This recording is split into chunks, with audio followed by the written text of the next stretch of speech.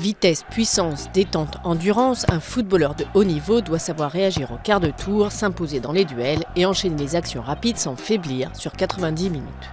Toujours plus rythmés, les matchs se déroulent dans des espaces de plus en plus verrouillés. Depuis les années 80, le nombre d'actions intenses, courses rapides, sprints courts, a quasiment doublé et la puissance musculaire des footballeurs a considérablement augmenté. Être grand et costaud est clairement un atout pour un gardien dont la taille moyenne dans les clubs européens frôle 1,90 m. Il couvre mieux ses buts et peut impressionner l'adversaire. Les défenseurs dépassent en moyenne aussi 1,80 m. Ils ont besoin d'une bonne capacité de détente, en particulier dans l'axe. Les duels dans les airs sont déterminants dans leur surface. Les milieux sont les seuls dont la taille moyenne se situe sous 1,80 m. Il leur faut surtout une grande capacité d'endurance et de récupération.